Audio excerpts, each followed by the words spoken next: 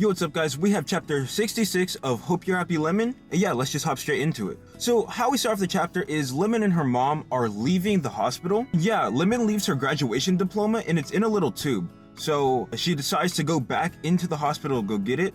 And as she's entering the room, she sees Kokahara and she's holding it. She's trying to rush down and give it to her, right? You know, Kokahara's still super nice, super sweet, but Lemon, she's thinking to herself, I don't really want to see this person right now. She must think I'm super weird because I just like spilled out like my heart to her. But Kokahara's not like that, right?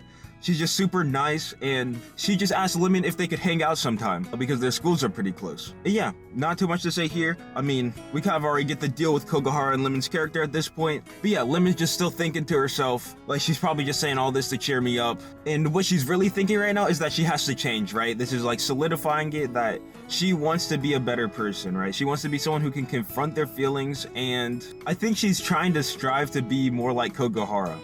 In a sense, like that's kind of like her new idol or like her role model. And I guess her interactions with Kokahara do kind of change her personality, because once they get back in school, all the people around Lemon who were previously in her class were just saying how she changed and how she kind of brightened up. And yeah, I mean, that's pretty much it. So what we're getting during this time is that Lemon is still, you know, she still has feelings for Sunao. She still wants to make amends, but she's just either too afraid or she thinks it's too awkward, or, you know, she just thinks that she'll basically just be a nuisance to him. And then even though her acquaintances are giving her words of affirmation that she's different, she's changed, Lemon still like personally doesn't think that she's changed on the inside. And that's kind of what matters, right? It matters if she perceives herself as changed, right? I think she's, you know, she's still fighting the mental battle.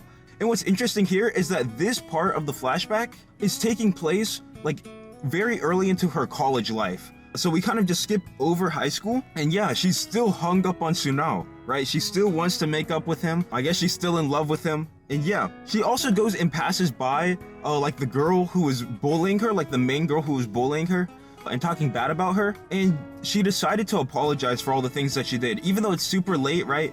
She's just apologizing for saying a bunch of bad things about Lemon. And yeah, she just ends up leaving. You know, it's not like a long-winded kind of thing. But this gets Lemon to start thinking. I don't know if it's despair or if it's like anger, frustration, or it's just a weird kind of mix of emotions, right? And she's saying she's just a regular person who got carried away. All I had to do was apologize back, smile it away, and let that be the end of it. So why does it feel so awful? I guess a part of me had turned her into the villain to make myself feel better. But now that I know that it's not true, it feels like I'm the only one stuck in junior high. And yeah, basically Lemon's just thinking it would just have been so much better if she didn't apologize, right? Because she just ended up making this girl like kind of her enemy, right? Basically, she just grew to hate this person just to make herself feel better about the whole situation. And yeah, this situation basically mirrors exactly Sunao's situation with Lemon, right?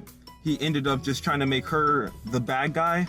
And, you know, it does work as a coping mechanism, but it's just not the best option when it comes to actually mending a relationship and fixing broken bonds. And this is kind of where we leave off the present story. She's just walking back from one of her classes and she hops in the elevator, and this is where she runs into Sunao. And yeah, she doesn't know anything about Sunao, but she knows how she operates and how she grew to hate as a coping mechanism.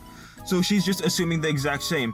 And although it is true that Sunao did do the exact same thing, he didn't really want to believe it. But in Lemon's case, she kind of did believe it, right? But yeah, instead of apologizing, like she's just trying to stick to the role of being a bad guy because she feels like it would help Sunao so much better, or just help him get over the whole situation. Basically, Lemon's whole plan was like, if he grows to hate me, then it doesn't matter like what happens afterwards, right? Like even though Lemon does want to make up with him, she thinks that it's in Sunao's best interest to just not, you know, deal with it in its entirety. But yeah, as we all know, that whole plan kind of failed because they ended up body swapping, so they're closer than ever before. Now their whole situation is kind of awkward, and it's like just kind of a war of attrition in a way, kind of like Kaguya-sama, where Lemon just doesn't want to show her, you know, true colors and how she like really feels to him, especially now because it's like Sunao, you know, fell in love with Kokahara, so it's like now she's just gonna start a bunch of drama in the series. But that kind of is what it is. That comes with the territory of this situation that they're currently in. And yeah, we have gotten more of Sunao's perspective throughout at least the beginning parts of the series where him and Lemon were interacting, right? And we did get to see that he was, you know, a little, not upset, but he was kind of perceiving Lemon as the bad guy. But then he started to, you know, kind of ease up on that because, of course, the whole situation didn't really make sense to begin with. But he kind of fell out of love, it seemed like. But that is not the same for Lemon, right? It seems like for Lemon, her love has not faded after these years, and she does want to get back together. In order to do that, in order to fulfill that dream of hers, she decides to confront Sunao, right? And where we leave off the chapter is Lemon standing in front of Sunao's house, basically signifying the end of the flashback. So yeah, I am excited. We are done with this flashback. It was kind of long, but I do think parts of it were necessary. I do think it dragged on for a little too long, but yeah. Basically, from this flashback, we just got Lemon's character development and how she changed throughout middle school and high school, and basically to present day, where we get her mindset, because her story's just been super convoluted and kind of confusing as to why she would want to even, you know, get back together with Sunao. And we kind of get it here. The reasoning is that she's just still in love and she just made a mistake and she didn't know how to deal with it because she just wasn't confident in herself. I did think that this type of flashback and like explanation was going to be more of a discussion based thing between her and him. So I'm curious to see how that goes, right? How that plays out. Because like what are we gonna cover in their interaction together? Like if she's not talking about her mentality, I mean, I guess what it's just gonna be is it's gonna be more, you know, light conversation, and we're probably just gonna skip parts of it because, you know, we just covered her whole backstory here. So I guess that's a fine way to go about it.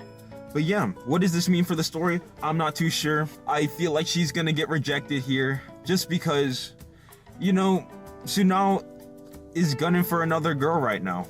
And I feel like it's just gonna be way too forced if she tries to get together right now in the story. But personally, I do hope that this does change their relationship with each other. And, you know, I hope they can get back on better terms.